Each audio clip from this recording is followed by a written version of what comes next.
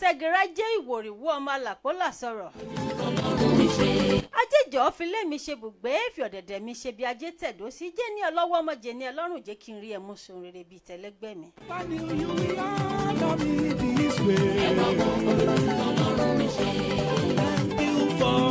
Ìbà kódé ìbà ṣẹ̀dá ìbà rẹ̀ Elédùmarè ọba láti fi gbogbo ọba aládé ayé jẹ òjókòó láàfin pàṣẹ ọlápàṣẹ ògo. Ọ̀pá tẹ́rẹ́ tó kanlẹ̀ tó kọ̀run Elédùmarè bàbá mi ni mò ń ké sí mo ṣèbà. Mo ṣèbà gbogbo àwọn tó ti sọ kí n tó sọ mo ṣèbà gbogbo àwọn tó ti tẹ́ kó tó di wípé mo tẹ́. Ẹ jẹ́ kó ju mi ṣe. Kí ló wáyé? Àgbàbọ̀ wọn sọ wípé ọmọdé tó bá mọwọ́ wẹ̀ ó di dandan kó bá gbàjẹ́. Èmi ti ṣèbàgbà lónìí o ẹ̀jẹ̀ ó dára fún mi. Mo ti ṣèbà sọ̀rọ̀sọ̀rọ̀ pátápátá. Ẹ gbọ́ kí ni iṣẹ́ wa?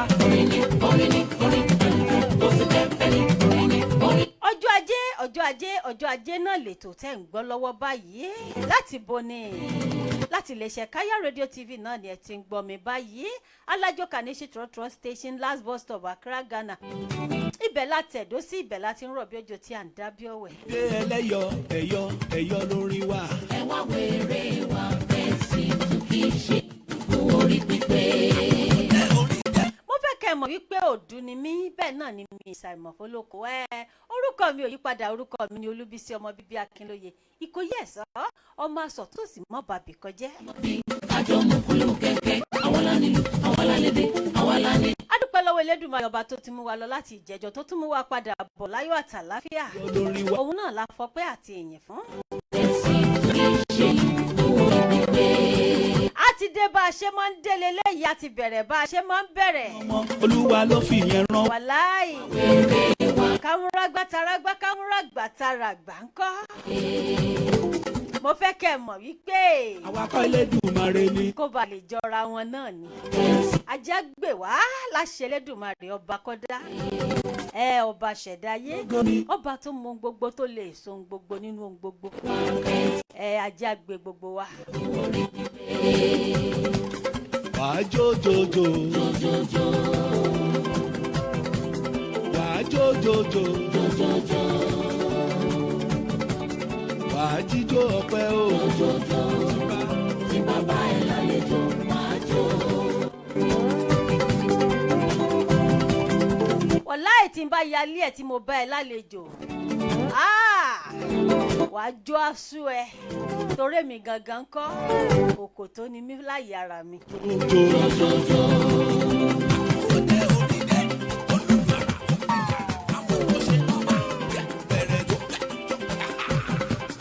wàá jójójójó. wàláì wà jójójó wàá fẹ́ jó díẹ̀ mọ́ tí n bá bá ẹ lálejò pẹ́rẹ́.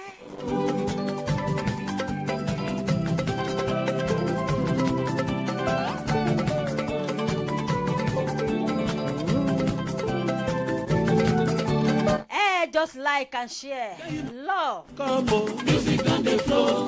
Àti bẹ̀rẹ̀ náà lélẹ̀ ìjàre lórí ètò ọjọ́ ajé la wà lọ́wọ́lọ́wọ́ báyìí. Ẹ jẹ́ ká lọ sí abala ìpolówó ọjà nítorí wípé ìpolówó báyìí náà làgùn mu òwò ẹ̀yin tèmi. Tó bá ṣe mí ní ìwọ. Ẹ sọ fún wọn. Bẹ́bí kò tó. Táyé sọ fún Kẹ́hìndé kí Kẹ́hìndé sọ fún Ìdòwú.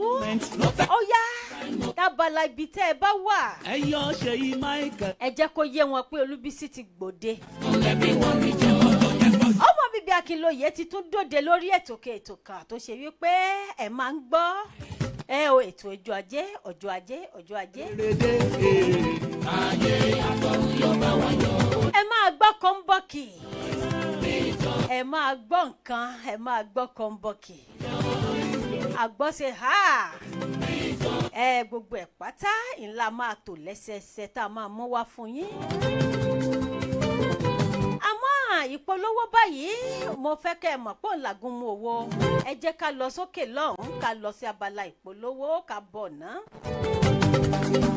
Iléeṣẹ́ Kaya rédíò ni ẹ ti ń gbọ́ mi báyìí Alájọ Kaneshi Trotro Station last bus stop Accra Ghana ibẹ̀ la fìdí kalẹ̀ sí. Ẹ ṣé gbogbo ẹ̀yin olólùfẹ́ wa bẹ́ẹ̀ ṣe ń tẹ́tí tẹ̀ ń gbọ́ wa. Ọpẹ́lọpẹ́ rẹ. Ọlọ́run ọba jó. Ọpẹ́lọpẹ́ rẹ. Ọlọ́run òkè. Kí ni bá ti wí? Kí ni bá ti ṣe? Kí ni bá rò nígbà tí ọ̀tá gbógun dé?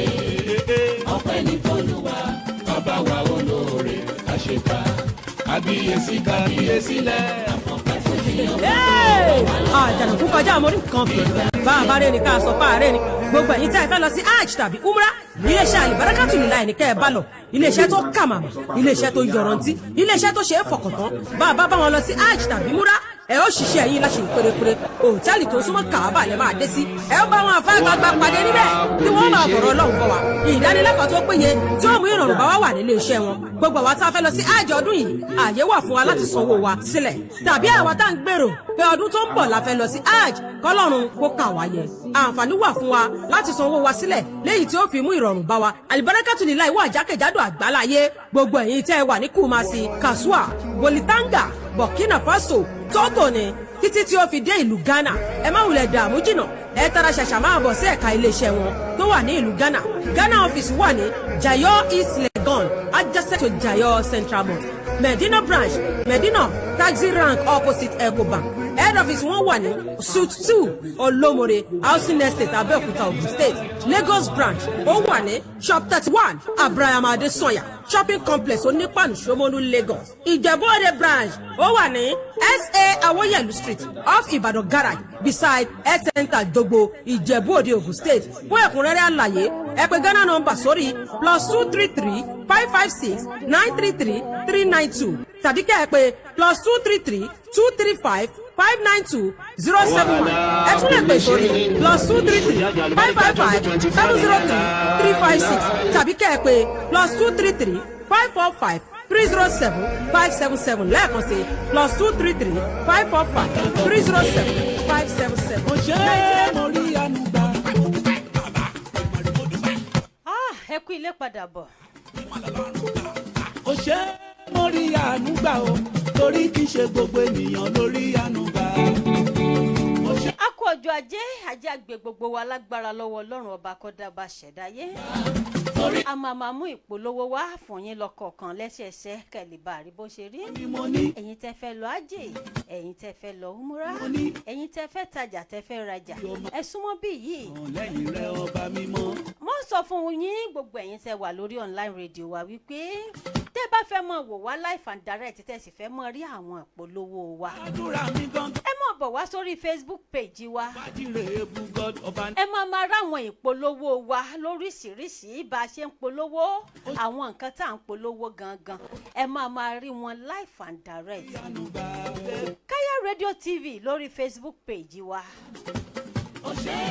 Kaya Radio TV lórí Facebook page ẹ click ẹ lórí Facebook page ẹ máa rí wa live and direct ẹ sì máa rí gbogbo àwọn ìpolówó wa lẹ́sẹẹsẹ bá a ṣe ń polówó ẹ àwọn nǹkan tá à ń polówó gbogbo ẹ̀ pátá òun náà lẹ máa rí tẹ máa wò live and direct. ó ṣàánú fẹ́ni tí wọ́n yóò ṣe àánú. nítorí kì í ṣe gbogbo ènìyàn lórí àánú. torí mo fẹ́ kọjú sẹ́lòmíràn.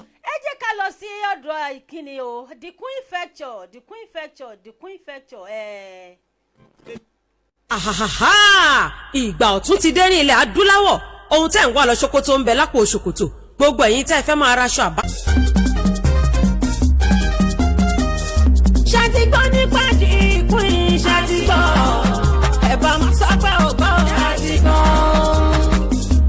ìpín United Ventures ṣàtìgbọ́ ẹ̀bà máa sọ pé ò gbọ́ ṣàtìgbọ́ ẹja ló lè ròyìn omi ó dá mi lójú ọ̀pá ló lè ròyìn ìlú kò ní rẹ́ nínú ìpín United Ventures ṣàtìgbọ́. ìpín United Ventures ilé-iṣẹ́ kan gbòógì tí wọ́n ń ta mọ́tò ọlọ́yẹ ti ìgbàlódé onírúurú mọ́tò tẹ́ ẹ bá fẹ́ ló ń bẹ nínú iṣẹ́ tiwọn bíi Toyota Camry Toyota Corolla Honda Venza Sienna Mercedes-Benz àti bẹ́ẹ̀ bẹ́ẹ̀ lọ fún ẹ̀yin tẹ́ ẹ bá fẹ́ ra mọ́tò tàbí tẹ́ ẹ fẹ́ yá mọ́tò ilé-iṣẹ́ ìpín United Ventures wọ́n ò bá yín gbé dé ibikíbi tẹ́ ẹ bá wà tàbí ẹ̀yin tẹ́ ẹ fẹ́ tara ṣàṣà débi tẹ́ ń lọ àǹfààní tún wà fún wa láti gbé Uber ní ilé-iṣẹ́ wọn pẹ̀lú owó tí ò gani lára a tún lè yá yín ní mọ́tò ọlọ́yẹ gidi lówó tí ò ní mú ìpanilára wá bákan náà ilé-iṣẹ́ ìpín United Ventures tún ta gold lónìrànràn 18 karat ó dáńtọ́ yẹtí obìnrin ẹ̀gbọ́n tẹsẹ̀ àti ti ọwọ́ aago ọwọ́ gidi fún obìnrin àti ọkùnrin lọ́mọdé àti lágbàlagbà fún ẹ̀yin tí ẹ bá fẹ́ bá wa dòwò pọ̀ ní ìlú Nàìjíríà àdírẹ́sì wọn ni Beyo Mind Auto Car opposite Excellent Hotel ọgbà àgùdà Lagos àbí ẹ̀yin tí ẹ wà ní Ghana Accra Lomé àti bẹ́ẹ̀ bẹ́ẹ̀ lọ ẹ kàn sí ilé-iṣẹ́ wọn tó wà ní Kaya TV Radio tí wọ́n wà ní Alajo Kanashi Turoturo Station Accra Ghana tàbí kí ẹ pè wá sórí ẹ̀rọ ìbánisọ̀rọ̀ ẹ tún lè fi àtẹ̀jíṣẹ́ yín ránṣẹ́ sórí +2335 9528 2533 +2335 9528 2533 tàbí +2335 9602 1513 +2335 9602 1513 ẹ tún lè pè sórí +2335 0193 2736 +2335 0193 2736 tàbí kẹ́ ẹ kàn sórí wẹ́bsáìtì wa www.queenunitedventures.org email queenunitedventures@gmail.com The Queen United Ventures ilé-iṣẹ́ tó yanrantí.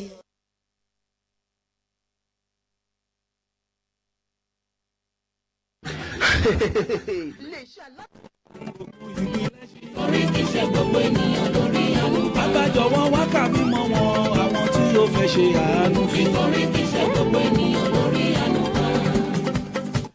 ẹ kú ilé padà mo kí gbogbo ẹ̀yin tí ẹ̀ ń wò mí pátá àti gbogbo etí tó ń gbọ́ mi pátápátá mo kí wa ní tológun mo kí wa ní tẹlẹ́sọ́ kí gbogbo ọmọ Yorùbá lórílẹ̀‐èdè Ghana ní diaspora pátápátá àti jákèjádò àgbáláyé ni mo kí wa wípé a kú iṣẹ́ lẹ́ni ẹ kú iṣẹ́ lẹ́ni ẹ kú àtàárọ̀ tó bá sọ̀sán ló bá yín mo kí yín lábalábẹ̀ yẹn wípé ẹ káàsán tó bá salẹ́ ló bá yín mo kí yín pé ẹ kálẹ́ o tó bá yẹ ṣe wípé òwúrọ̀ bá ní mo kí yín pé ẹ kú òwúrọ̀ gbogbo àsìkò kásìkò tó bá yín mo kí yín wípé ẹ kú iṣẹ́ lẹ́ni ẹ kú àtàárọ̀ gbogbo wa pátá lájọ kéré oko délé láṣẹ Elédùmarè ọba tó láyé tó ní ọ̀run.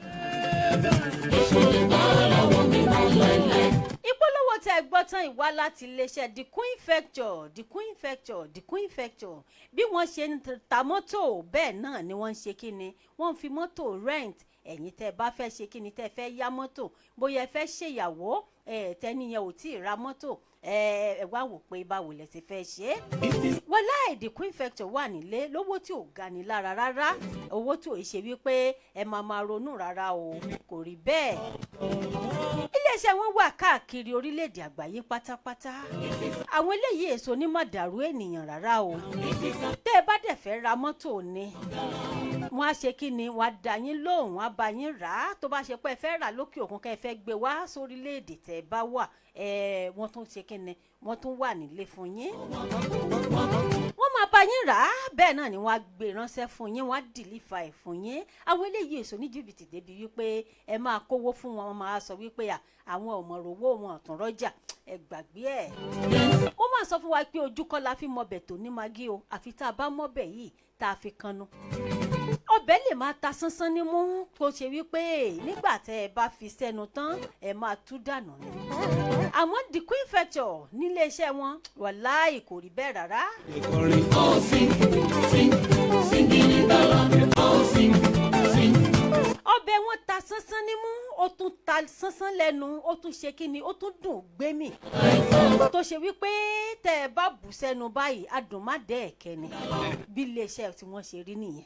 Jumping in the Lord, oh jumping in the Lord, jumping in the light of God.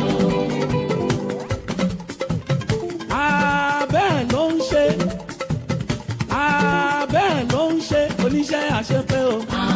Bẹ́ẹ̀ ló, yes, bẹ́ẹ̀ ló, bẹ́ẹ̀ ló ń ṣe. Àbára tí yóò bá ní Èdùmàrè ní ìwọ ni. Ó yá kí wọ́n náà wá mú jó. Ẹ jẹ́ kọ́kọ́ lọ sọ́dọ̀ àwọn ìyálọ́jà wa káàkiri náà. Jẹ́ kán rí gbọ́. Ẹ̀yin ìyálọ́jà wa nílùú Accra, Accra market. Wọ́n ròyìn bí òjò ṣe ń ṣe kíni, bójò ṣe ń dà wọ́n láàmú lẹ́nu ọjọ́ mẹ́ta yìí. Wípé in fact òjò ṣe ẹ̀ ṣe kíni kò jẹ́ káwọn tajà. Èrò méjì ló pàdé. Àmọ́ lónìí àdúpẹ́ lọ́wọ́ Ọlọ́run ọba kọ́dá aṣẹ̀dáyé wípé Ọlọ́run fún wa lọ́jọ́ délẹ̀gbọ̀n ni. Yes, bẹ́ẹ̀ ló, bẹ́ẹ̀ ló ń ṣe. Wọ́n tà wọ́n tún rà, gbogbo àwọn tó fẹ́ lọ rajà pátá òjò yọ wọ́n lẹ́nu. Ẹ mọ̀ yẹn pásìkò òjò la wà yìí o, bẹ́ẹ̀ a lè sọ pé kọ́lọ́run má ṣe tiẹ̀. Wẹ́rẹ́wẹ́rẹ́ lọ́lọ́run ṣe. Wẹ́rẹ́wẹ́rẹ́ ló ń bá mi ṣe. Gbogbo ìmọ̀. Gbogbo ẹ̀yin tèmi lórílẹ̀‐èdè Nàìjíríà pátá mo kí yín wípé a kú ọjọ́ ajé. Ṣe o. Lábala ibì kan náà lẹ́kọ̀ọ́ wọn lójú ń rọ̀ lọ́wọ́lọ́wọ́ báyìí níbẹ̀. Wọ́n sì ẹ̀ ní ìfáàtì pé òjò yẹn rọ̀ dáadáa ó tura. A dúpẹ́ lọ́wọ́ Ọlọ́run ọba wípé kò í ṣe kíni, kò í ṣe èyí tó ṣe pé ó máa pani lára. Ọjọ́ ajé lọ́jọ́ ti tèmi ló jẹ́ o. Wàláì a dúpẹ́ lọ́wọ́ Ọlọ́run ọba. Wẹ́rẹ́ o ló ń bá mi ṣe mo mọ̀. Wẹ́rẹ́ o ló ń bá mi ṣe. Ìtàn kan wà tó ṣe pé mo fẹ́ fún wa gbọ́. Mo fẹ́ kí gbogbo wa fi kẹ́kọ̀ọ́ lónìí ọjọ́ ajé. Mo fẹ́ kí gbogbo wa gbọ́ ká fi kẹ́kọ̀ọ́. Torí ẹ̀ ni mo fi sọ wípé ẹ bá mi share program yìí, ẹ jẹ́ kó kanra lé, kó kanra dé, kó kanra kó kan èrò odò gan sef. Kó wá tún kan àwọn tó tún jókòó sínú mọ́tò tó ń lọ lé, tí wọ́n tún ń gbọ́ mi lọ́wọ́lọ́wọ́ báyìí. Tọ́lọ́run fún mi. Kí gbogbo wọn pátá kí wọ́n máa gbọ́, kán lè gbọ́, kán kẹ́kọ̀ọ́ nínú ẹ̀. Nítorí wípé ibi táyé ń lọ kò sẹ́ni tó yé, ibi táyé ń lọ kò sẹ́ni tó mọ̀, àfi k'Ọlọ́run jọ kó ṣàánú fún wa. Ìṣòro tó máa dojúkọ wá débi wípé à ń gbé ọmọ ẹni tà, k'Ọlọ́run jọ kó má jẹ́ kó ṣẹlẹ̀ sí wa. Àti gbogbo ojú tó ń wò mí, àti gbogbo ọkàn tó ń gbọ́ mi, àti gbogbo etí tó ń gbọ́ mi pátápátá. Kò mọ̀ ní ìṣẹ̀lẹ̀ sẹ́nìkọ̀ọ̀kan wa o. Ìwọ ló pọ̀ tó ń gbé ayé mi. Story kan wà tó ṣe wípé mo fẹ́ fún wa gbọ́ lónìí o, mo máa fún wa gbọ́. Ó yá, ẹ jẹ́ ká lọ sí kíni, ẹ jẹ́ ká máa lọ síbẹ̀ náà. Ẹ ṣé gbogbo ẹ̀yin olólùfẹ́ mi bí ẹ ṣe ń gbọ́ mi wẹ́rẹ́wẹ́rẹ́. Etí tó ń gbọ́ mi nígbà tí mo kéde, àbí àwọn tó pọ̀ mi tí ó jẹ́ ń jábọ́. Ó ṣe o, olóore.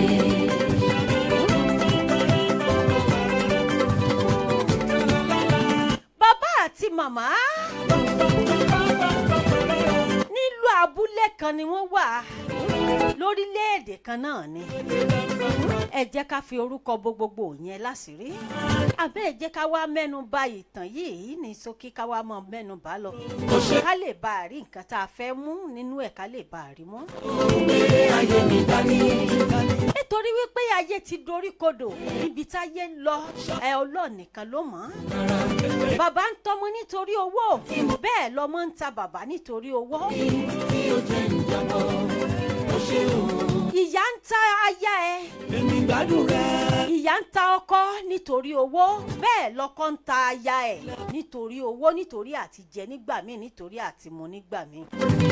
Kábíyèsí o ọba tó jọba lọ. Mo fi sọ wípé ayé dorí kodò níbi táyé ń lọ gangan kò sí ẹ̀wà ayé yàn Ọlọ́run ọba nìkan ló mọ̀ àbí ká sọ wípé ewu ìgbà ìkẹyìn tọ́lọ́run sọ wípé ó máa dé náà ló ti dé ni nítorí pé ó sọ wípé nígbà tí ìgbà ìkẹyìn bá dé oríṣiríṣi ohun tí ò ṣẹlẹ̀ rí ni ó bẹ̀rẹ̀ sí ní máa ṣẹlẹ̀. ṣé ká sọ wípé òun ló ti dé ni nítorí wípé kò yé ni rárá. Almighty God, you are great. Wọ́n bí jọmọ mẹ́ta lọ. Wọ́n bí ọkùnrin kan ṣoṣo. Wọ́n sì bí obìnrin méjì. Àmọ́ owó ṣe òjòrò. Bẹ́ẹ̀ náà ni ọrọ̀ ṣe òjòrò fún wọn. Ojú tó ń ṣọ́ mi kì í sùn rárá. Àti jẹ nígbà míì ó le koko fún wọn. Bẹ́ẹ̀ láti mu nígbà míì ó jẹ́ nǹkan tó nira díẹ̀. Ó ṣe òun. Asámọ̀ wípé ìka ò dọ́gba gẹ́gẹ́ bí Yorùbá ṣe máa ń wí. Wọ́n rin ìrìn àjò lọ ní inú ayé. Nígbà tó di ọjọ́ kan wọ́n bọ̀rọ̀ wọn débi wípé bóyá kan kúkú máa tọrọ bárà. Ó já sọ pé. Nítorí pé àti jẹ́ dogun àti mu náà dọ̀ràn. Tí ìyá àti bàbá tí wọ́n bá lọ wọ́n á lọ sí ìlú tó jìn abúlé tó ṣe wípé wọn àti ẹ̀ ti mọ̀ wọ́n rárá. Ẹsẹ̀ náà ni wọ́n á fi rìn lọ. Nígbà tí wọ́n bá débẹ̀ ibẹ̀ yìí wọ́n á pààrọ̀ aṣọ tí wọ́n bá wọ̀. Wọ́n á sọ fáwọn ọmọ wọn wípé àwọn ń lọ sí ìlú kan àwọn fẹ́ lọ ṣàgbàṣe iṣẹ́. Nígbà tí wọ́n bá dé ìlú yìí tí wọ́n bá fẹ́ dé àárín ọjà díẹ̀ níbi pé wọ́n sì mọ̀ wípé ìlú táwọn ń lọ yìí kò sẹ́nì kankan tó mọ àwọn nínú ìlú náà. Wọ́n á pààrọ̀ aṣọ wọ́n á gbé pólíbàgì lọ́wọ́. Wọ́n á ṣe bí ìgbà tó ṣe wípé ojú ń dùn wọ́n. Wọ́n á lo ìgò dúdú. Wọ́n á wá mú ọ̀pá wọ́n á fà á. Wọ́n á bẹ̀rẹ̀ sí ní tọrọ bárà. Ìrìn àjò yìí wọ́n rìn fún àìmọye ọdún òun náà ni wọ́n fi rin ìrìn àjò yìí. Ti wẹ́rẹ́wẹ́rẹ́ nígbà tí wọ́n bá ń lọ lálẹ́ wọ́n á ka owó tí wọ́n bá pa. Wọ́n ṣe kí ni wọ́n lọlé. Wọ́n fi owó yìí wọ́n fi ń tọ́ àwọn ọmọ wọn nílé ìwé wẹ́rẹ́wẹ́rẹ́. Àwa tọpẹ́ tọ́ sí àmọ́ra wa. Bẹ́ẹ̀ àwọn ọmọ gan ò lè sọ pàtó wípé iṣẹ́ báyìí ni bàbá àwọn ń ṣe. Ìgbà gbogbo rí àánú rẹ̀ gbà. Wọ́n lè sọ pàtó wípé ṣẹ́tà bàbá àwọn ń ṣe lélẹ́yìí. Bọ̀ wọ́n sàmọ́ mọ̀ wípé bàbá àwọn àti màmá àwọn ń lọ sí oko iṣẹ́ wọ́n lọ ságbàṣe iṣẹ́ nígbà tí wọ́n bá sì ń bọ̀ lálẹ́ wọ́n á ra nǹkan lọ́wọ́ gbogbo nǹkan táwọn èèyàn bá bọ̀ wọn nídìí iṣẹ́ báárà tí wọ́n bá ṣe yìí gbogbo ẹ̀ pátá wọ́n á kó wálé inú ẹ̀ ni wọ́n ti ń tọ́ àwọn ọmọ wọn níléèwé wọ́n ń gbìyànjú gbogbo agbára wọn wẹ́rẹ́wẹ́rẹ́. Ẹ̀yin ọ̀ràn tí Hánà ní Ṣílò nítorí pé kò gbà báyọ̀ mọ́ ń làágùn. Ẹ káàbọ̀ mà. Oyèwọlé Dorcas Ọláwùmí mo rí yín jàre. Ẹ rántí Joseph. Mo kí yín ẹ ṣé gan màmá mi. Gbà báyọ̀ mọ́ ń lẹ̀wọ̀n. Nínú ìtàn tí mò ń bá lọ ẹ mọ́ gbàgbé wẹ́rẹ́wẹ́rẹ́ wọ́n bá ìrìn àjò wọ́n bá lọ bó ṣe yẹ kí wọ́n bá lọ. Báárà yìí náà ni wọ́n ń tọrọ o wọ́n fi tọ́ ọmọ kìíní nílé ìwé wọ́n fi tọ́ ọmọ kejì náà nílé ìwé ó dórí ẹlẹ́ẹ̀kẹta wọ́n tọ́ ọmọ náà wọ́n tọ́ ọmọ yìí náà ọmọ kẹta náà wọ́n tọ́ ó parí yunifásitì ó lọ sí sẹ́fíìsì bó ṣe yẹ kó lọ báárà yìí náà làwọn òbí yìí ń tọrọ títí tí wọ́n fi ṣe gbogbo nǹkan tí wọ́n ṣe. Èmi ti gba lẹ́tà ayọ̀ ṣe yìí. Ìgbà tó di ọjọ́ kan wọ́n wá ń tọrọ báárà ó wá jẹ́ wípé àkọ́bí tó bí yìí ìlú ibi tí wọ́n ti tọrọ bárà yìí òun náà ni wọ́n gbé àkọ́bí lọ ibẹ̀ ló ti ń ṣe àgùnbánirọ̀ tó ṣe wípé àmọ̀ ní sẹ́fíìsì wẹ́rẹ́wẹ́rẹ́ ìrìn àjò ẹ̀ ń lọ àmọ́ nígbà tó wá di lọ́jọ́ kan àwọn bàbá yìí tún gbéra bí wọ́n ṣe máa ń lọ bí wọ́n ṣe máa tún lọ sí ìletò kí jẹjẹjẹ sí ìletò náà bá ní àwọn tún ń lọ wọ́n tún dágbére fún last ball wọn wípé jọ àtún lọ sóko iṣẹ́ oko alágbàṣe tá a máa ń lọ àtún lọ síbẹ̀ o. ọmọ dágbére fún wọn ọmọ náà ní ha bàbá mi èmi náà ń lọ síbi agùnbánirọ̀ tèmi náà ń lọ ẹ ti mọ̀ pé ẹ̀gbọ́n wa náà ti wà níbi agùnbánirọ̀ báyìí èmi náà ti gbéra báyìí mo ti ń lọ. onídà nígbà tó bá di lálẹ́ gbogbo wa pátá àmú pàdé wọ́n lọ bí wọ́n ṣe máa ń lọ o. àkọ́bí yìí ó wá rí bàbá oníbàárà bẹ́ẹ̀ òun àtàwọn ọ̀rẹ́ ẹ̀ ni wọ́n jọ ń lọ ló wá wò wípé báwo ni àwọn bàbá àti màmá yìí báwo ni à ń ṣe jọ màmá òun ló wá ní àwọn ọ̀rẹ́ ẹ̀ ní kí ló ń rò àwọn ní rárá ó lóun rò nǹkankan ní nǹkankan ló wà tó ń fóun ní headache bí ó ṣe ń lọ nínú ìrìn àjò wọn gẹ́rẹ́ wọ́n ti rí ọmọ wọn àkọ́bí wípé ó ń bọ̀ wọ́n ti sáré dọ̀jì ojú wípé kọ́mọ wọn kó mọ̀ bá rí wọn yẹn bá dìde fún níbi tí wọ́n jókòó sí yẹn bá ṣe bí ìgbà tó ṣe wípé wọ́n rí ọmọ wọn yẹn bá sáré dìde ńlẹ̀ yẹn bá tún tọrọ bárà ní àwọn gbàdúrà yẹn fara wọn lọ́wọ́ ó ní rárá kò sí ẹ̀ lè jẹ́ màmá àwọn ipò lọ́hùn ò ní jẹ́ ìgbà tó wá di òpin ọ̀sẹ̀ tá a mọ̀ sí weekend ọmọ lọlé bó ṣe máa ń lọlé nítorí wípé kò sùn ibi iṣẹ́ tó bá ti ṣiṣẹ́ tán ní ìlú ibi tó ń gbé tó ṣe agùnbánirọ̀ díẹ̀ tó close ó ń bọ̀ wálé láti wá ṣe kíni láti wá rest. wọ́n bá lọ bẹ sáńkùlé ẹ̀ o wàá rògbò. wẹ́rẹ́wẹ́rẹ́ bọ́mọ ṣe délé nínú ẹlẹ́yìn òpin ọ̀sẹ̀ yìí tó di ọjọ́ Sunday tí gbogbo wọn jókòó sí ilé tí wọ́n jókòó sí pálọ̀ ló bá pe bàbá àti mọ̀mọ́ ẹ̀ ó ní kàyéfì ńlá kan mọ̀ ṣẹlẹ̀ lónìí ní bàbá bá béèrè wípé irú kàyéfì ńlá wo ni ó ní mo rí ẹnìkan ó ní àmọ́ Ọlọ́run ní jẹ́ kó jẹ́ ẹ̀yin o ló bá ní kí ló ṣẹlẹ̀ kí ta ló rí ó láwọn méjèèjì yìí ó ní sẹ́ ẹ mọ̀ wípé wọ́n jọ yín pípọ̀ àmọ́ òun ti gbà ládùúgbà wípé Ọlọ́run ní jẹ́ kó jẹ́ ẹ̀yin àwọn méjèèjì báárà lòun rí tí wọ́n ń tọrọ wọ́n fa igi lọ́wọ́ wọ́n ti fọ́ lójú ọkọ fọ́ lójú ìyàwó náà fọ́ lójú ó ní tí n bá rí bí wọ́n ṣe rí. stubborn kẹ́ ẹ bá mi sọ fún.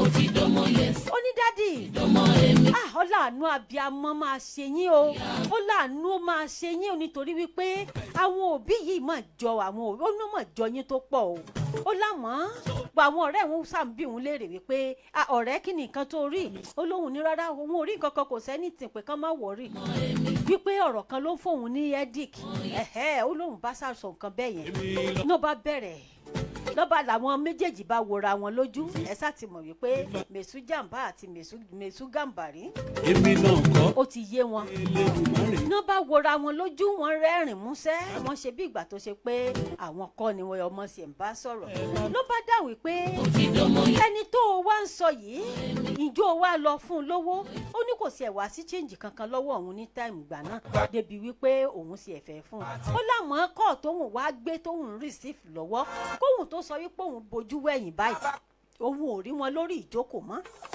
abakan. ẹ̀yin tèmi ẹ jọ̀ọ́ ẹ jẹ́ kí n tún lọ sábàlá polówó ẹ mọ́ gbàgbé ibi tí mo bá dé o. ọgbọ́n orin dé. mò ń bọ̀. àìtètè jí máa kọ́ gba orin lórí ọwọ́ yẹn ṣe yí Michael tètè méjì fún mi ó kí n gbọ́ sétí.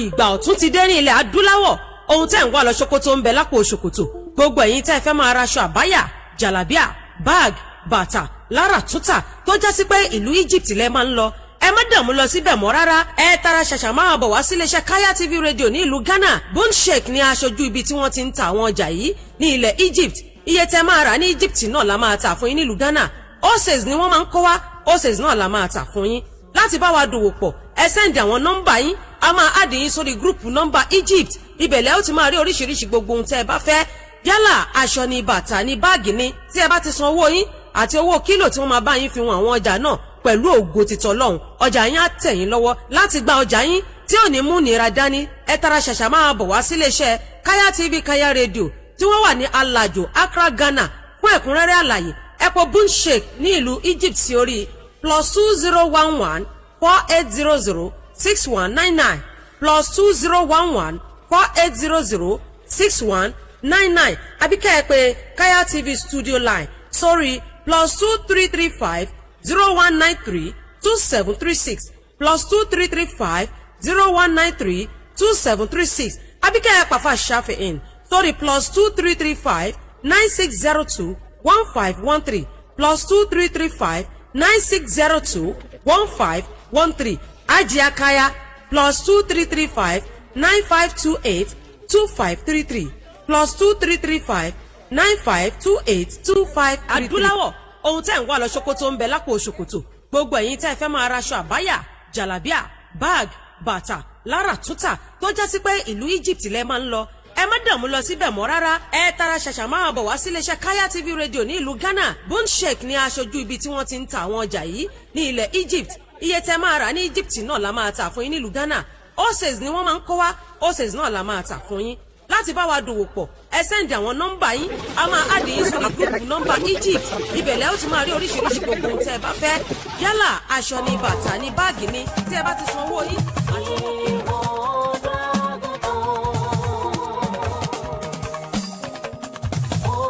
ẹ kú ilé padà bọ̀ lẹ́ẹ̀kan sí i ó kí gbogbo ẹ̀yin tèmi pátá tó ṣe wípé ń farabalẹ̀ tẹ́ ń gbọ́ ìtàn mi.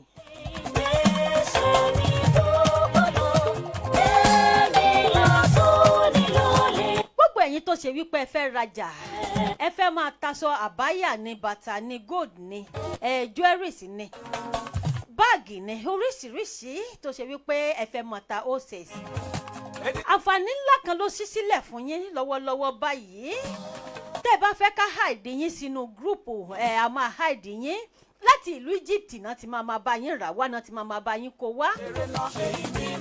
bẹ́ẹ̀ ni eléyìí ṣe wípé bóyá jìbìtì tàbí mọ̀dàrú tàbí wípé ọjà kan la máa ń fẹ́ láàrí rárá o. tá a bá ti hide yín sí gúrùpù tán wọ́n máa send oríṣiríṣi ọjà wọ́n máa send ẹ̀ sínú gúrùpù náà. ẹ máa select àwọn ọjà tẹ́ bá fẹ́ gbogbo ọjà yín pátá ni wọ́n máa kó wá fún yín láti Egypt lágbára lọ́wọ́ Ọlọ́run.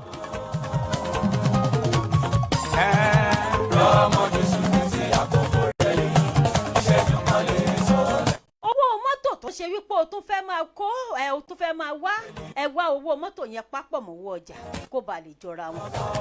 wàá rí ṣọ́ọ̀bù ẹ máa ṣe kí ni ó máa kún ní rẹpẹtẹ. ẹ̀rọ ìbánisọ̀rọ̀ tẹ́lẹ̀ fi pè wá ní iléeṣẹ́ Kaya Radio TV náà ní +233 260 878 860 +233 260 878 860. ẹ kàn sí iléeṣẹ́ Kaya Radio TV kẹ́ ẹ bá lè jẹ gbádùn wa. Jẹ́kọ̀ bá mi jíjọ pẹ́. Jẹ́kọ̀ bá mi jíjọ pẹ́. Ọwọ́ bá mi dárin ọpẹ́. iléeṣẹ́ Kaya Radio ni ẹ ti ń gbọ́ mi báyìí Alajo Kaneshi Trotro Station last bus stop Accra Ghana ibẹ̀ ni àtẹ̀dó sí ibẹ̀ láti ń rọ̀ bí òjò tí à ń dá bí ọwẹ́ látàárọ̀. Orí dẹ̀ ti ṣí. ẹ má gbàgbé ibi tí mo bá ìtàn mi dé. ìtàn bàbá tó bí ọmọ mẹ́ta tó ń tọrọ bárà tó sì fi bárà yìí tó fi tọ́ àwọn ọmọ. ó fi tọ́ àwọn ọmọ yìí títí tó fi dé yunifásitì. wẹ́rẹ́wẹ́rẹ́ tó di wípé ó tọ́ àwọn ọmọ yìí ẹ má gbàgbé wípé mo sọ wípé ibi tí wọ́n gbé ọmọ yìí lọ tó ti ń ṣàgùnbánirọ̀ ìlú yìí náà làwọn bàbá yìí ń lọ tó ṣe wípé wọ́n ti máa ń tọrọ bárà àmọ́ mo ti bá bàbá wọn àti màmá wọn ó ti bá wọn pàdé lọ́jọ́ kan àmọ́ mo ò mọ̀ wípé bóyá bàbá àti màmá àwọn ni nítorí wípé títí láti kékeré bí wọ́n tí wọ́n fi dàgbà wọ́n mọ̀ pàtó iṣẹ́ tí wọ́n bàbá wọn àti màmá wọn ń ṣe. bẹ́ẹ̀ bẹ́ẹ̀ màmá àti bàbá yìí ò fi ọjọ́ kan sọ fún àwọn ọmọ yìí wípé báárà làwọn máa ń tọrọ o wọ́n kàn máa ń sọ wípé ọ̀dà àwọn ń lọ sóko iṣẹ́ o kan tọ́jú ilé bí wọ́n ṣe máa ń sọ nìyẹn. Jésù ló lágbára ọba títí nínú ìrìn àjò nígbà tọ́mọ délé ẹ mọ́ gbàgbé wípé ó sọ fún bàbá àti màmá ẹ̀ wípé ìgbà táwọn ọmọ ń jáde lọ òun àtàwọn ọ̀rẹ́ ẹ̀hún níbi táwọn tí wọ́n gbé wọn lọ òun mọ̀ rí bàbá àti màmá kan tí wọ́n jọ yìn tí wọ́n ń tọrọ bárà àmọ́ bí wọ́n ṣe múra òun ò gbàdúrà wípé ó gbọ́dọ̀ jẹ́ yẹn.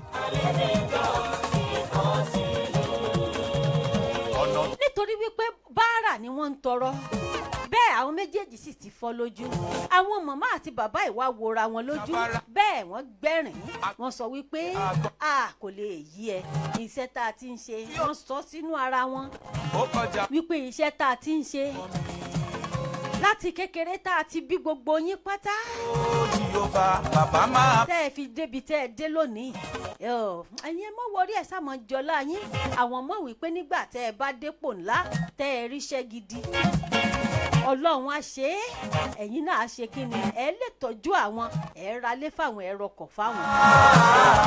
àmọ́ gbà tó wá di wípé àwọn ọmọ yìí ti parí ẹ̀kọ́ wọn tó di wípé iṣẹ́ ló kù tí wọ́n ń wá tí wọ́n ti parí àgùnbánirọ̀ tán. ní bàbá àti màmá la méjèèjì wá rò wípé ó yẹ káwọn ṣe kí ni káwọn kúkú stop nǹkan táwọn ń ṣe yìí nítorí pé wọ́n ti ṣiṣẹ́ yìí wọ́n ti fi ní ilé lórí inú wọn dùn. ọba tó ń ṣòwò gbogbo. wípé nígbà táwọn tiẹ̀ ti tọ́ ọmọdé bíi táwọn tọ́jú wọn dé àwọn náà ló tún kù kó ṣe wípé kán mọ́ tọ́ àwọn lọ kán mọ́ tọ́jú àwọn lọ gẹ́gẹ́ bí òbí. ó ṣe ń ṣe. wọ́n ní owó díẹ̀ nínú àwọn owó tí wọ́n ń tọrọ wọ́n ti rí owó díẹ̀ jọ tó ṣe wípé wọ́n fi ń tajà wọ́n wá stop iṣẹ́ ìwọ̀n lọ ṣe mọ́. ìgbà ẹ̀yà àkọ́bí òun ló kọ́kọ́ ríṣẹ́. ewu orí. ẹ̀ẹ̀kejì tó jẹ́ second born òun ò tí ì ríṣẹ́ wà lórí àǹwáṣẹ́. ẹ̀ẹ̀kẹta náà òun náà ò tí ì ríṣẹ́ ó wà lórí àǹwáṣẹ́ náà. inú ayé mi. ọkùnrin kan ṣoṣo èyí tó bí tí bàbá yẹn bí òun náà lọ jẹ́ òun làkọ́bí obìnrin làwọn méjèèjì tó ṣẹ́kù lẹ́yìn.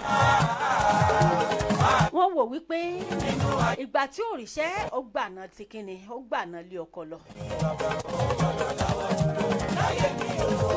àwọn kan ń ṣara wọn jọ tí wọ́n fẹ́ lọ bínú ọ̀nà ọlọ́run tọ́tọ́ wájú tí mo lè fẹ̀yìntì ẹ̀ ṣáda. wọ́n bẹ̀rẹ̀ sí ní ṣe kíni wọ́n bẹ̀rẹ̀ sí ní rìn ìrìn àjò wọn bó ṣe yẹ kí wọ́n rìn. ẹ wo àwọn kan wá ṣá. ẹ jọ̀ọ́ ẹ̀yin tèmi ẹ jẹ́ kí n lọ sí abala ìpolówó ẹ má bínú wípé ìpolówó máa pọ̀ ju àwọn ọ̀rọ̀ ju ìtàn tó ṣe pẹ́ ń gbọ́ lọ mo sì ń padà bọ̀ ẹ jẹ́ kí n lọ sí abala ìpolówó kábọ̀ náà.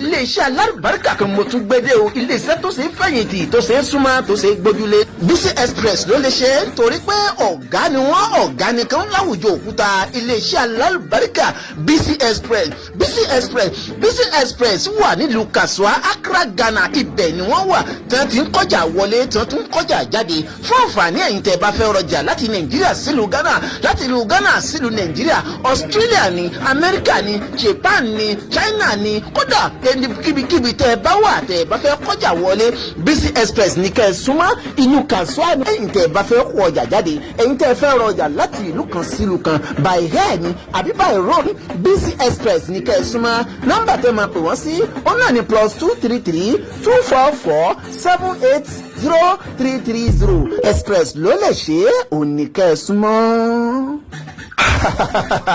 àjànàkú kọjá mórí nǹkan fìrí tá a bá rẹ́rìn ká sọ pa àrẹ́rìn iléeṣẹ́ tó yanrantí tó lálùbáríkà tó ṣe é súnmọ́ iléeṣẹ́ tó ṣe é bá dòwò pọ̀ Bisi Express Bisi Express ní kẹ́ ẹ súnmọ́ láti ìlú Kasua Accra Ghana ibẹ̀ ni wọ́n wà Bisi Express ń bá ní kọjá wọlé Bisi Express ń bá ní kọjá jáde Nàìjíríà sí Ghana ni Australia ni China ni ìlúkèlú tẹ́ bá wà tẹ́ bá fẹ́ ra ọjà wọlé.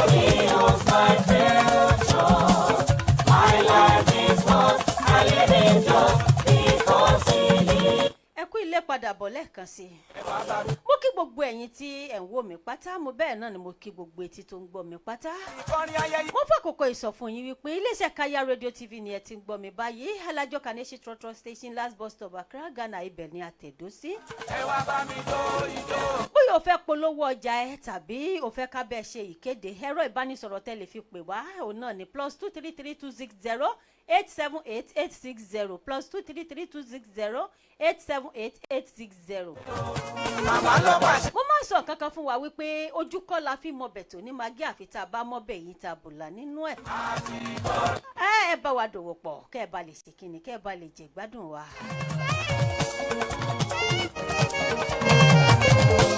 Ọlọ́run dákun má paná ìfẹ́ wa, gbogbo ẹ̀yin olólùfẹ́ orin wa, Ọlọ́run dákun má paná ìfẹ́. Yes, ẹ̀yin tèmi ẹ má gbàgbé ibi tí mo bá ìtàn mi dé. Olúwa ló dá mi báyìí kí n máa kọrin. Bàbá yìí ṣe kíni? Wọ́n pa iṣẹ́ tí wọ́n ń ṣe yìí, wọ́n pa tì. Ọ̀rẹ́ kí ló bá dé? Iṣẹ́ báárà tí wọ́n yàn láàyò wọ́n pátì nígbà tí wọ́n rí wípé àwọn ọmọ wọn ti dàgbà, wọ́n ti tójú bọ́, oníkálukú ti parí ẹ̀kọ́ ẹ̀. Èyí tó fẹ́ lọ́kọ òun náà ti ṣe kíni, ó ti gbalé ọkọ lọ. Èyí tó wá jẹ́kọ̀ọ́bí ó ní ìdojúkọ lẹ́nu iṣẹ́ tó wà ní ọjọ́ kan. Ilé ló bá kọ́. Ní ọ̀gá ẹ̀ bá yarí lọ̀gá ẹ̀ bá sọ wípé kò gba lẹ́tà lójijì wọ́n bá sáàkẹ̀. Ilé tó dé ó bá ẹkún délé. Àwọn ọmọ òbí ẹ̀ ń bí léèrè pé kí ló dé. Ó lóun kò sí ẹ̀yẹ́ òun. Ìdojúkọ tóun máa dojúkọ lélẹ̀ kò sí ẹ̀yẹ́ òun rárá. Lójijì lòun gba sack letter. Àmọ́ lẹ́tà tóun gbà yìí òun ò lè sọ wípé báyìí ni nǹkan tóun ṣe. Ìfẹ́ olódodo dàbí igi etí odò. Ó kúrònù bá bàbá àti màmá wípé kí ló lè ṣẹlẹ̀. Inú ìrìn àjò yìí ló wà tó ti ń wáṣẹ́ títí láti ìgbà náà títí tó fi di wípé kò rí iṣẹ́ kankan. Kàyéfì ńlá kan ló wá ṣẹlẹ̀ o, ẹ̀yin tèmi. Kàyéfì ńlá tó ṣẹlẹ̀ náà ni wípé ó pàdé ọ̀rẹ́ ẹ̀ tí wọ́n jọ ṣe agùnbánirọ̀ tí wọ́n jọ lọ léèwé ní ìgbà kan rí nígbà tó ń rin ìrìn àjò. Lára inú ìrìn àjò ẹ̀ tó ń rìn náà ló ti pàdé ọ̀rẹ́ ẹ̀ yìí. Lọ́rẹ́ ẹ̀ bá ní ìwọ ọ̀rẹ́ mi báwo ni Kúnlé báwo ni nǹkan ṣe ẹ mọ̀ kó ọjọ́ mẹ́ta. Òun náà ní àwò Dayọ̀ ó lágbára o kí n bolo wà iṣẹ́ wo ló ń ṣe sìn. Ẹ wá bá mi jó ijó. Mo fẹ́ ká kẹ́kọ̀ọ́ lára ẹni tó ti pẹ́ ọ̀rẹ́ tó pẹ́. A mọ̀ wípé ọ̀rẹ́ kò rí kò sùn ní ìgbà kan rí ni. Àmọ́ ó ti pẹ́ tó ṣe wípé ẹ ti depart ẹ wá tún pàdé padà. O ò mọrú iṣẹ́ tó ń ṣe. O wò wípé yes àjọ kàwé ni àjọṣe gbá ni àjọ ọ̀rẹ́ tímọ́tímọ́ ni wá. Ìjọ ṣe ẹ̀ mọ́rú ìgbé ayé tó ń gbé recently. O ò mọrú ìgbé ayé tó ń gbé lọ́wọ́lọ́wọ́ báyìí. Ó ní wípé ẹni tó o ti rí tipẹ́ o gbọ́dọ̀ kọ́kọ́ kíyèsára díẹ̀. Bọ́ọ̀rẹ́ yìí ṣe pé Kúnlé nìyẹn ló bá ní Kúnlé báwo ni iṣẹ́ kọ́mpìnì wo ló ti ń ṣiṣẹ́ báyìí. Ó lóun mọ̀ kúkú ní iṣẹ́ o gẹ́rẹ́ táwọn parí àmọ́ wọ́n ti dá wọn dúró. Láti ìgbà tí wọ́n ti dá wọn dúró kúrò lẹ́nu iṣẹ́ báyìí òun gbìyànjú gbogbo agbára òun bẹ́ẹ̀ òun ro sẹ̀tífíkẹ́ẹ̀tì wọn òun rù kiri títí. Owó ọmọ ríṣẹ́ kankan mọ́dọ̀ ní olónìí yìí o wọ́n bá ní dáa. Ó ní mọ́tò ńlá ìwọ ló ní mọ́tò yìí ó ní wàhálà òun ló ní ó lóun tiẹ̀ ní mansion gan ó ní in fact ó yá lónìí tóun mọ ẹ yìí tóun dé iye tóun tuntun ríra padà yìí táwọn méjèèjì ríra yìí ó di dandan òun máa gbé ẹ dé inú ilé wọn. Olórẹ́ mi Dayọ̀ kò sí problem ó yá jẹ́ ká lọ. La méjèèjì bá kó gbéra wọn sínú mọ́tò Kúnlé àti Dayọ̀ náà bá ṣe kíni náà bá gba ilé wọn lọ. Ìgbà tó délé ó rí nǹkan tọ́rẹ́ ẹ̀ ti fà ó rí mọ́tò lọ rẹpẹtẹ nínú compound. Ló béèrè ìyàwó àtọmọ ńkọ́ ó ní gbogbo wọn mọ̀ ti wà labroad ó ní Ọlọ́run ṣe. Ní Kúnlé bá níwọ̀ ọ̀rẹ́ mi kọ́ mi bí wọ́n ṣe ń pa ẹja mọ́ kọ́ mi bí wọ́n ṣe ń jẹja ẹ sí ẹ̀fọ́ ọ̀nà èmi náà jẹ́ kémi náà rí jájẹ ẹ jẹ́ kí n rí tajé ṣe. Dayọ̀ bá ní àwò kò sí problem mo wọ̀rí mímọ̀ tí mo sì ẹ̀ ti tún mọ̀ ẹ́ padà yìí tí mo tún rí ẹ padà yìí ọjọ́ náà ti tà náà ó di dandan òun gbọ́dọ̀ fọ̀nà hàn ẹ́ òun gbọ́dọ̀ kọ́ ẹ bí wọ́n ṣe ń pẹja òun ò kàn ní máa fún ẹ lẹ́ja jẹ lásán àmọ́ ṣé gbogbo nǹkan tóun bá sọ fún ẹ pé kò ṣe ṣé wàá ṣe é àwọn ní akílódé tóun ò ní ṣe ebi kóun ti lówó lọ́wọ́ yìí ni kóun sì ti rí ṣe wàláì òun máa ṣe é. ẹ wá gbọ́ ẹ̀yin tẹ̀lé sọ orí tí ṣí ó wà láyé orí tuntun ni àlùjọ mi tí mo mọ̀ náà rí ẹ máa bá mi jó ẹ bá ti gbọ́ kẹsàn ní ìbùkẹ́ ẹ bá tó mọ́ eré tí ya ẹ bọ́rọ̀ lẹ̀ wọ́n fẹ́ jó. àwa náà rè àwòjù báyìí àwa tó sọ pé a máa ṣàpadà láìpẹ́ àti mọ́kànlá àjọ máa gba fàìnà nítẹ̀yìn. ẹ̀yin tèmi ojú ti tẹ́tẹ́ fẹ́. ló bá ní dá àwọn fẹ́ rìnrìn àjò kékeré kan Kúnlé àti Dayọ̀ mọ́ rìnrìn àjò ló bá gbéra ó dóko awo ìgbà tí ń dóko awo yìí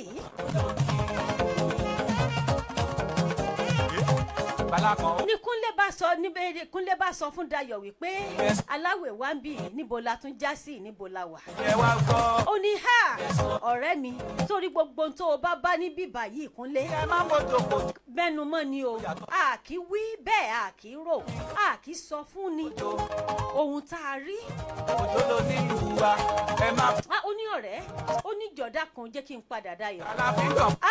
Dayọ̀ bá sọ fún Kúnlé wípé má gbàgbé wípé àkíwí àkírò mo fẹ́ kọ́ ẹ bí wọ́n ṣe ń pa ẹja ni mi nǹkan fẹ́ máa fún ẹlẹ́ja jẹ lásán. jẹ́ kí n fọ̀nà hàn ẹ́ ọ̀nà ọ̀la mo fẹ́ kó o mọ̀ pé kì í sohun tó yí sí rárá àmọ́ mo fẹ́ fi ọ̀nà bí wọn náà ṣe máa rí nǹkan jẹ mo fẹ́ fi hàn ẹ́ bẹ́ẹ̀ ni. wọ́n bá bàbá pàdé bàbá bá da fásílẹ̀ bàbá bá wọn sọ̀rọ̀ bàbá ní nǹkan tẹ́tùtù tiẹ̀ gbà òun ni wípé àwọn òbí ẹ̀ kó lọ mú aṣọ tí àwọn òbí ẹ̀ tí wọ́n láìkì jù tí wọ́n fẹ́ràn jù kó lọ mú wá. ó ní ṣe aṣọ lásán ó ní sọ ti tán ṣé tóun bá ti máa aṣọ wá kò sí nǹkan kan bọ̀ sáwọn òbí wọn ò ní kú ṣé kò sí nǹkan kan tó máa ṣe wọ́n. ènìyàn ló ń bẹ̀rẹ̀. bàbá wa dáhùn wípé òun ò lè dáhùn nǹkan yẹn o. wípé bọ̀ nígbà tó bá ṣàmọ̀dé. pé kí ló ń jẹ́ jù fújì ó yẹ bá mi. nǹkan tí òun bá sọ fún wa wípé ká ṣe é bóun bá yẹ sọ pé kò ṣe bẹ́ẹ̀ náà ni kò ṣe ṣe. ló bá mú aṣọ dé aṣọ àwọn méjèèjì ló bá kó dé. ẹgbẹ́ náà wá kẹgbà. ní bàbá bá yẹ aṣọ wọ̀ lọ́ba ní dá. orí ti ṣí. aṣọ àwọn méjèèjì yìí náà tó jẹ́ ti tòbí ẹ̀ ó là máa kọ́kọ́ lò wọ́n mú aṣọ wọn sún níná. wọ́n lóye tí mo bá ń bọ̀. eérú ẹ̀ wọ́n ṣe bó ṣe yẹ kí wọ́n ṣe ṣe. ọlọ́run ló pín kan mi ó fàrẹ̀ wá fún mi ọlọ́run ò fara fà. wọ́n bá pò mọ́ṣẹ́ nígbà tí wọ́n pò mọ́ṣẹ́ tán ni bàbá ẹ̀ bá sọ fún wípé aláwẹ̀ wá ń bíbà yìí o ọṣẹ táwọn fẹ́ gbélé ẹ lọ́wọ́ yìí bó o bá ṣe máa ṣe tó ṣe wípé àwọn òbí ẹ máa fi wẹ̀ òun náà ni kó o ṣe wá o. lọ́tọ̀ àlùdópọ̀ níbẹ̀ máa wá. ó ní ṣé tí wọ́n bá ti wẹ̀wẹ̀ tán ó ní ṣé kò sí problem kankan ẹni bàbá bá sọ fún pé Kúnlé ṣe báwọn sọ fún ẹ àlọ́ ò ní problem kankan ìwọ sá lọ kó o dé nígbà tó o bá dé wàá rí gbogbo bó bá ṣe rí àmọ́ sá tọ́ bọ́lọ́nà ṣe sọ wípé kó o tọ́ kó bá lè rí bó ṣe yẹ kó rí. ti já sí jó. ti já sí jó. wa aleykum salam ọ̀kẹ́ owó. jásọ́lá. ọmọ Ìbàdàn nílé Olúyọ̀lé bí olè ti ń jàre olóhùn. a kú ọjọ́ ajé lè ní àrìtàjẹ ṣe láṣẹ lẹ́dùnmarè ọba kọ́dà ṣẹ̀dáyé.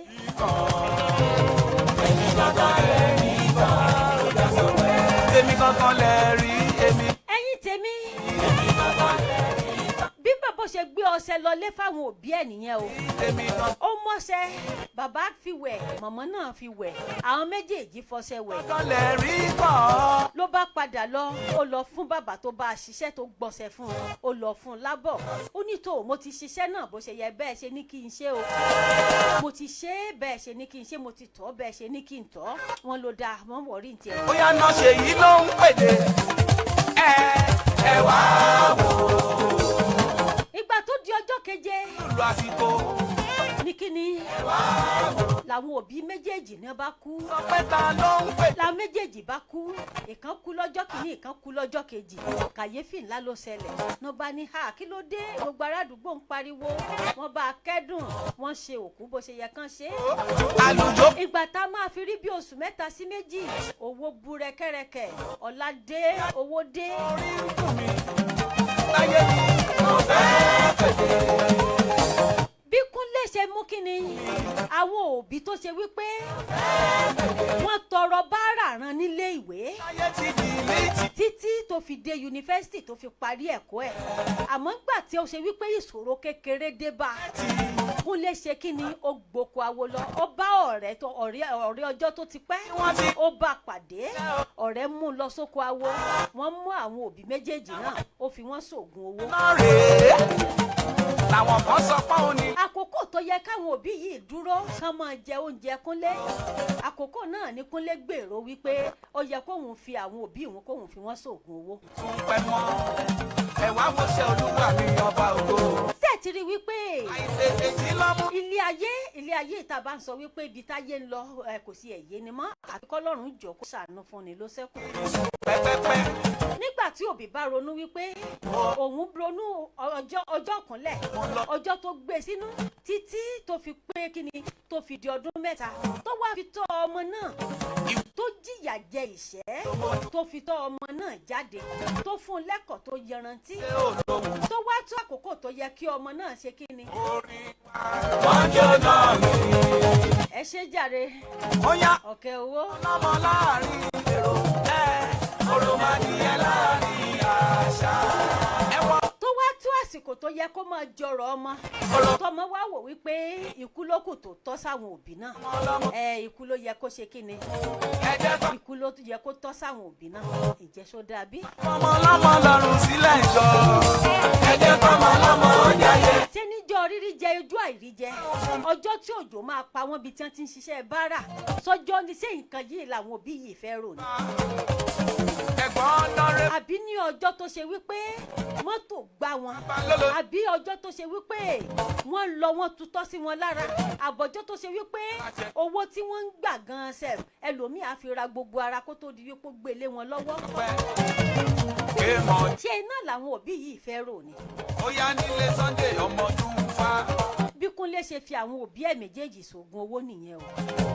Kí ló wá ṣẹlẹ̀ nígbà tó ṣe kíni, nígbà tó ṣògùn owó tán? Ó náwó lọ, owó kúkú dé bó ṣe yẹ kó dé. láàrin èrò Ó wá tọ ọ̀rẹ́ ẹ̀ lọ, ó ní ha wọ ọ̀rẹ́ wọn, ìfà àtinú òun mà dùn o. Ó kọ́ òun bí wọ́n ṣe ń pẹja lóòótọ́. Ó ti kọ́ òun, inú òun dùn, òun nífọ̀kànbalẹ̀, àsóhun náà máa dolówó, òun máa dọlọ́lá.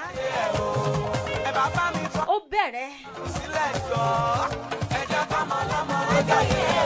ó bẹ̀rẹ̀ sí ní náwó lọ falala, ó ń gun mọ́tò tó wù ú, ó ń kọ́lé. Àmọ́ bàbá yẹn wá gbé sí kọ̀ǹdíṣàn kan wípé gbogbo owó tó ní àtọ́lá tó ní, ó lè ná owó bó ṣe wù, ó lè ná, ó lè ní, ó lè fún, kò sí. Àmọ́ bó ti wù kó rí, òun fẹ́ sọ nǹkan kan fún un wípé ẹjọ́ mò ń bọ̀ náà. It's the #1 online radio TV. Here we give you 100% entertainment. Our programs are educative, entertaining, and all-round information. To promote your brand, your music, your skit, your business and services, contact Kaya Radio on 0260-878860. Also, we are available for music video, studio installation, advertisement, and promotion. We are also available on YouTube, Instagram, and Facebook. Don't go far. Kaya Radio. We like it. Bàbá jọ̀wọ́ tọ́pẹ́ mi o, torí mi jọmọ tó mú rí. Ẹ̀yin tèmi, ẹ kú ilé padà bọ̀ lẹ́ẹ̀kan sí. Kí ló wá ṣẹlẹ̀ sí Kúnlé nígbà tó náwó tówó dé tọ́lá dé? Èmi ò yíyan, Lójijì òun náà nìṣòro kékeré ráńpẹ́ kan ṣẹlẹ̀ sí o. ìwọ náà bá. Ló bá pe ọ̀rẹ́ ẹ̀ wípé òun ọmọ yéhùn bísínẹ́sì mọ̀ fẹ́ ṣe bákanbákan lẹ́nu ọjọ́ mẹ́ta yìí. Ó ní ǹjẹ́ ó lọ sọ́dọ̀ bàbá láti ìgbà tó ti ṣe nǹkan yìí tán. Ó lóun tiẹ̀ ti gbàgbé òun òde bẹ́ẹ̀. Ló bá padà, la méjèèjì bá tọ bàbá lọ.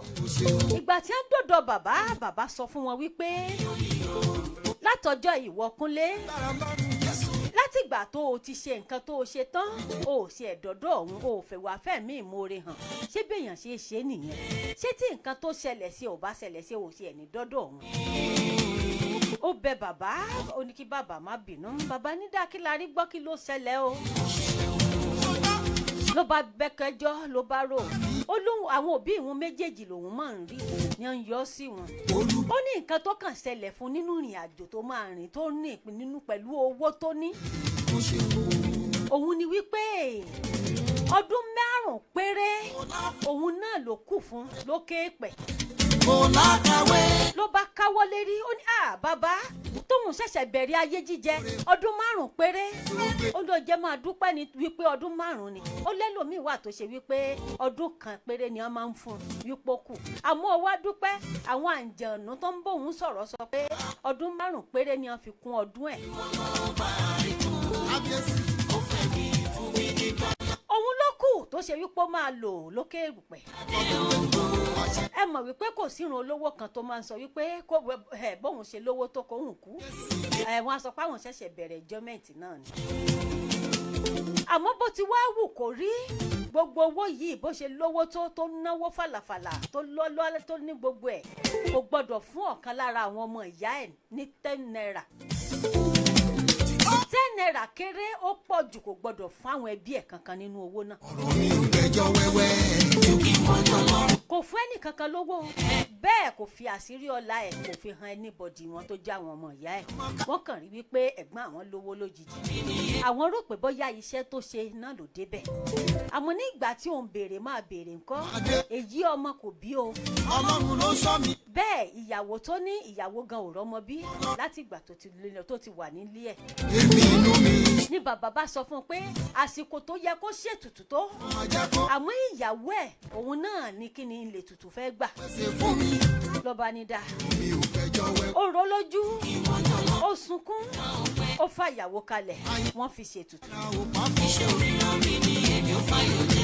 ìgbà tọ́dún 5 tó ló bá tọ bàbá lọ wípé kí ni nǹkan tó yẹ kóun ṣe tóun fẹ́ fi rìn ní kóun fi ẹ̀ lò bí ọdún mélòó kan sí wípé kán jọ òun ò fẹ́ kú báyìí ó ní kò sí tó jọ wípé àkókò ẹ̀ ti tó ló bá káwọ́ lérí wípé kí gbogbo ọmọ àgbáyé gbà wọn òun ò tí ì fẹ́ kú ṣé tóun bá sọ wípé kán kúkú máa kó owó lọ kẹ́mi òun wà ńkọ́ wọ́n ní kò sí tó jọ àwọn tó ti dẹ́mi wọn légbodò ńkọ́ tíwọ náà fi ń ṣe owó tó fi ń lọ́lá.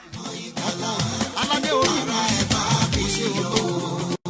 wọ́n gbàgbé wípé àwọn kan ló kú tí wọ́n rí owó ná ẹ ò di dandan kí wọ́n náà kú àsìkò ti tó ló bá lóun ò fẹ́ kú o gbogbo ọlá tóhùn níta lòun á fẹ́ jogún ẹ̀ fún wọn ní kó lọ kó fáwọn ọmọ aláìníyà nítorí pé ó ti wà nínú àkọọ́lẹ̀ wípé kò gbọ́dọ̀ bímọ pẹ̀lú owó tó ní gbogbo tó sì máa fi ná owó náà kò jọdún 10 lọ nínú ọdún 10 ọdún 5 ló tó yọjú sí bàbá tó bá aṣògùn owó.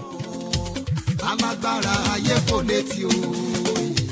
ṣé ẹ ti wá rí wípé à ń fipá wá owó à ń fipá wá ọlá ó ní agbára pípọ̀ jù tẹpá mọ́ iṣẹ́ ẹ̀ tó o bá ṣubú lọ́nà kan wá ọ̀nà kejì láti rí wípé o dìde lo ọgbọ́n inú ní ìdàkejì kó o rí wípé o dìde padà sára fún ọ̀rẹ́ tó ti pẹ́ nítorí wípé ẹ ti ríra ti pẹ́ o ò mọ rú ìgbé ayé tó ń gbé o ò mọ rú ìrìn àjò tó ń rìn o ò mọ rú ìgbé ayé tó tún lè máa lò lọ́wọ́lọ́wọ́ tẹ́ ẹ pàdé nítorí pé kìí ṣe bó o ṣe mọ̀ tẹ́lẹ̀ òun náà ló tún máa padà mọ́ lásìkò yìí. lọ́jọ́ ọjọ́. ìdí nìyí tó ṣe wípé o nílò láti kíyèsára ní fún ọ̀rẹ́ tó ti pẹ́. mo ti mọ lágbájá ti pé àjọṣe kékeré ni aláwẹ̀ sọ́ra fún un kọ́mọ̀ bá gbé ẹ ṣubú nígbà míì. ọ̀tá dídé olóhùn fọ́pàdà gbogbo ìyàwó. ó kẹ́gbẹ́ Jésù. nítorí wípé tẹ́ ẹ bá jọ rin ìrìn àjò tí ò yẹ kẹ́ ẹ jọ rìn o lè ṣe é ṣe kó o ṣubú. ọba tó dá mi tó mọ mi ṣe. o lè sọ pé kó kó ẹbí ọ̀n ṣe ń pẹja á kó ẹbí ọ̀n ṣe ń pẹja ó lè mọ́ bàkádàrà tiẹ̀ mu nígbà míì. ìdí nìyí tó ṣe wípé o nídìí láti kíyèsára. orí ètò ètò ọjọ́ ajé la wà báyìí iléeṣẹ́ káyà rédíò ni ẹ ti ń gbọ́ mi báyìí alájọ kaneshi trotro station last bus stop Accra Ghana ibẹ̀ la wà tí a tẹ̀dó sí ibẹ̀ láti ràn bí òjò tí à ń dábẹ́ ọ̀wẹ̀ látàárọ̀. Fún ìpolówó ọjà àti fún ìkéde lóríṣiríṣi lọ́lọ́kan òjọ̀kan tẹ́ bá fẹ́ pè wá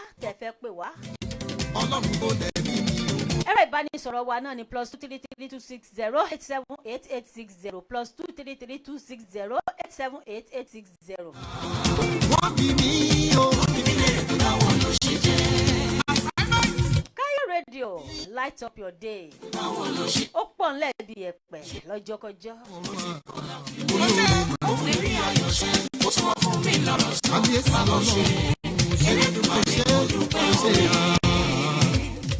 Tèmi ẹjọ́ ẹ jẹ́ kí n lọ sábàlá ìpolówó kábọ̀nà járe ẹ ti mọ̀ wípé lónìí ọjọ́ ajé a máa ń polówó gan ní bínú.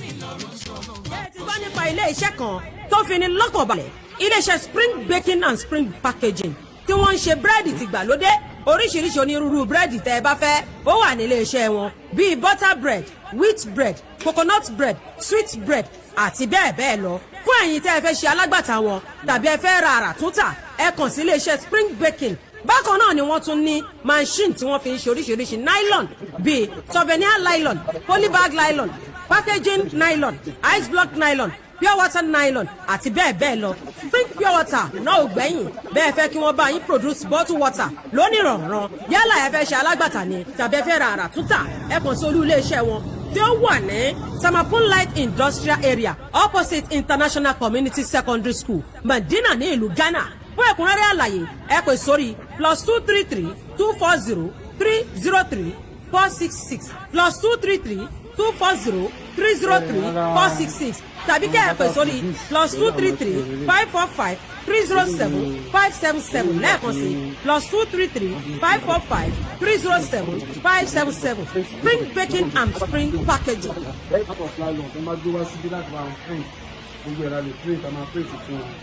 Iléeṣẹ́ wa wà guarantee we are under the government standard company tí àwọn ìjọba Ghana sì fi wọ́n kò tẹ̀lé so we are registered so we are standard so any kind of printing job tó bá lè gbé wa between one colour to 4 colour so I guarantee ọba máa print it and you give them the best quality job. Your name orúkọ tèmi lẹ́ẹ̀kan sí Emmanuel ní orúkọ. Ahahaha! Ìgbà ọ̀tún ti dé ní ilẹ̀ adúláwọ̀. àdùnní létí mi ohun ẹ yóò gbọ́ orúkọ ayé yóò gbọ́ pẹ̀lú rẹ̀. Ẹ kú ilé padà bọ̀ lẹ́ẹ̀kan sí i. Ojú tẹ fi ń wò mí kò mà ní fọ́ bẹ́ẹ̀ létí tí ẹ fi ń gbọ́ mi ò ní di láṣẹ Elédùmarè ọba kọ́dá ọba ṣẹ̀dáyé. lójoojúmọ́ nínú ìrìnàjò mi. Ẹ jẹ́ á máa kíyèsára nínú ohun gbogbo tá a bá ń ṣe láyé. Ẹ jẹ́ á máa kíyèsára láwùjọ láàrin ọ̀rẹ́ nínú ohunkóhun láyé ẹ jẹ́ á máa kíyèsára.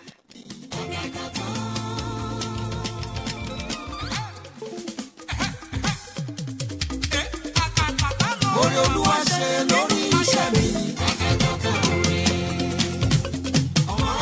Mọ́tòrí wípé òun wówó mọ́tòrí pé òun wọ́lá mọ́tòrí ọrọ̀ ayé kó o ṣe kíni kó o pa àwọn òbí ẹ lẹ́kùn máa rántí ìyà tí wọ́n jẹ máa rántí ìyà tí wọ́n jẹ tí wọ́n fi tọ́ ẹ dàgbà máa rántí ohun tójú wọn rí títí tó o fi dé ibi tó o dé lónìí. a kò lè mọ̀ ṣe bàbá kí a mọ̀ lè ṣe. Kó wá máa gbìyànjú láti fi ẹ̀mí ìmoore hàn fóbi yẹn wípé kóhun náà ṣe ẹ̀ lè jèrè ọmọ. tí mo sì ń tẹ́lẹ̀ mímí kan ò. Àmọ́ ohunkóhun tó o bá ṣe fóbi ẹ̀ bẹ́ẹ̀ ìwọ náà máa kúkú gbà bó o gbà lọ́nà kan wàá gbà lọ́nà kejì. Nítorí wípé kò sóhun tí ẹ̀dá ṣe láyé tó ṣe wípé ó gbé gbogbo ohun tẹ́dá bá ṣe gbogbo ẹ̀ pátá ló máa kéré ẹ̀.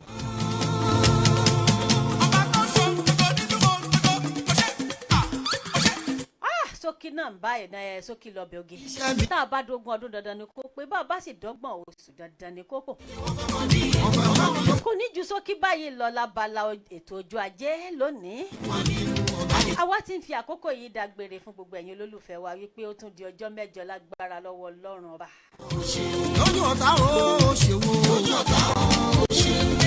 orí ètò ọjọ́ ajé ni ẹ ti ń gbọ́ mi báyìí láti iléeṣẹ́ Kaya Radio TV Alájọ Kanechi Trotro Station last bus stop Accra Ghana.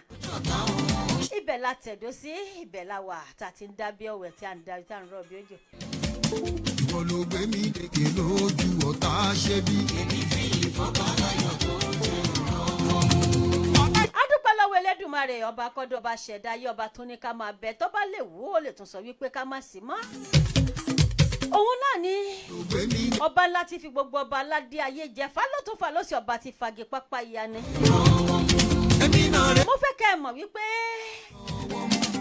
ẹ jẹ́ kí n kọ́kọ́ fi àkókò yìí kí gbogbo àwọn tí a jọ wà nílé agodo pátápátá látòrí Alhaji Sáfihàn ọmọ Ọlápàdé ọmọ Ìbàdàn nílé Olúyọ̀lé bí olè tí jàre olóhùn. Gbogbo àwọn tá a jọ ṣètò lónìí afẹ́fẹ́ ọmọ májẹ̀mú Olúwatóbi lọ́ba fàbákúfẹ́ ọmọ ẹ̀gbámọlúsàbí agbóngbò àkàlà. bákan náà Ajia Monsurat Akabaola ọmọ ẹ̀gbámọlúsàbí agbóngbò àkàlà ó pọ̀ jù yẹ́yẹ́. ìbàrẹ̀ lẹ́dùnmarè ọba tó lágbára èmi fi ìfẹ́ lẹ́dùnmarè. Ajia Makuka. kàní ìwọ ló gbé mi lékè lọ. màmá mi kan náà tún wà wàláì mi lè ṣe kí n má dárúkọ ẹ̀ ó pọ̀ jù yẹ́yẹ́. Madam Stella Olúwabùnmi ọmọfẹ́ òye bí ojúmọ́ ti mọ́ wá sáyé. ìwọ ni kò jẹ́ kí. gbogbo àwọn tí a jọ wà nílé agodo àwọn tí iléeṣẹ́ Kaya Radio TV nìyẹn. gbogbo ìmọ̀ èṣù lórí mi ló ti sọdá sàn ó ṣe o. mo kí gbogbo ọmọ Yorùbá lórílẹ̀‐èdè Ghana ní diaspora àti lórílẹ̀‐èdè Nàìjíríà pátápátá ní tìlé toko ní gbogbo ibikíbi tí ẹ ti ń gbọ́ mi pátá. àròjinlẹ̀ mi ló jẹ́ ìmọ̀ bẹ́ẹ̀ ṣe dúpẹ́. ìpele tí mo kí gbogbo ọba aládé ayé pátá bẹ́ẹ̀ náà ni mo kí gbogbo ọlọ́run ìlẹ̀kẹ̀. mo wá ń fi àkókò yìí dágbére fún yín wípé Olúbísí ọmọ bíbí Akinloye ń dágbére fún yín wípé ó tún di ọjọ́ mẹ́jọ nígbà tí ẹ máa gbọ́ mi lórí ètò wa ètò kan ọjọ́ ajé ọjọ́ tó yàtọ̀ nínú gbogbo ajé pátápátá. ọba mi ní ìmọ̀ èṣù. ọmọ sọ fún wa wípé ọwọ́n ni ọmọ asẹ́girajé wòrìwọ́ ọmọ àlàpọ́là sọ̀rọ̀ ajá fi lé wa ṣe lé àfi ọ̀dẹ̀dẹ̀ wa ṣe bùgbé àrítajé ṣe àrítajé jẹ gbogbo wa pátá lájọ kéré òkú délé lágbára lọ́wọ́ Ọlọ́run ọba kọ́dọ̀ ọba ṣẹ̀dáyé. ọba tó. lẹ́ẹ̀kan sí ọdún ní mímí ìsàìmọ̀fólókò orúkọ mi ò yí padà orúkọ mi Olúbísí ọmọ bíbí Akinloye Ìkòyí ẹ̀sọ́ ọmọ àsọ̀túnṣòsì mọ́ bàbí kan jẹ́ kó ṣe mú kó ṣe pa kó ṣe ṣe níbi má dánwò ẹ̀yin lójú Elédùmarè ni tó ó dàárọ̀. ọlọ́run àbọ̀ bàbá tún lè sọ títorí bàbá mi. ọlọ́run àjọgbà Jésù ìwọlá láti lẹ́yìn ọlọ́run Sámù Òjó bàbá ọmọ rẹ̀. all over the world. tẹ́ bá fẹ́ mọ bó ṣe ń lọ káàkiri àgbáyé. Kaya TV Radio jẹ́ kọ́ mọ̀ ẹ follow. orin lóríṣiríṣi ètò tó mọ́gbọ́n wá. Kaya TV Radio ní kẹ́ follow. ìròyìn lẹ́kùnrẹ́rẹ́ ọ̀rọ̀ òṣèlú náà kò gbẹ̀yìn òye. Kaya TV Radio ní kẹ́ follow. dádì ẹ mọ̀ mi o ẹ like kẹ́ follow ẹ. Kaya TV Radio ní kẹ́ follow. Kaya o Kaya o. Kaya TV Radio ní kẹ́ máa wò kẹ́ máa follow. ẹ̀lẹ́mbẹ̀ wo orúkọ tèmi ní Alhaji Ahmed Lukman ìgbàmọ̀ sí Kaya aláṣẹ iléeṣẹ́ Kaya guest house aláṣẹ iléeṣẹ́ Heritage Travel and Tours fẹ́yìn olólùfẹ́ wa àtúmọ̀ tuntun wa báyìí ìlàmú wa fún yín Kaya Radio gbádùn ẹ̀yin àgbọ̀n wa àbúrò wa ẹ̀yin ọ̀rẹ́ wa lórí Kaya Radio oríṣi ètò láàmú wa fún yín ẹ̀ẹ́dẹ̀mọ̀ gbádùn wa dáadáa látòrí sport entertainment politics gbogbo tó ń lọ nígboro lórí social media àmọ́ máa gbá àwọn èèyàn wá àdèmọ́ máa gbá àwọn ọ̀jọ̀gbọ́n àtúmọ̀ bá yànnà náà ní kọ̀ọ̀kan. àmọ́ fún yín ní soccer tips àmọ́ fún yín ní sports àdèmọ́ fún yín láwọn tó yẹ pé ẹ tó bá ń jẹ́ fans a lè mọ̀ rí nǹkan tó gbádùn láti máa tẹ̀lé wa. owó tẹ́ fi ra dátà ò ní wọ̀nyí o owó tẹ́ fi wá ọ̀dẹ̀ fọ́ o àwọn náà mọ̀ wá fún yín o ẹ máa fọ́lọ̀ wa lórí Facebook lórí Instagram lórí YouTube gbogbo ẹ̀ agbára Ọlọ́run àwa láàmú wa ẹ̀yin náà láàmú bá o Alhaji Ahmed Lukman Kaya lórúkọ tèmi. Kaya TV Radio ní kẹ́ máa wò ní máa follow.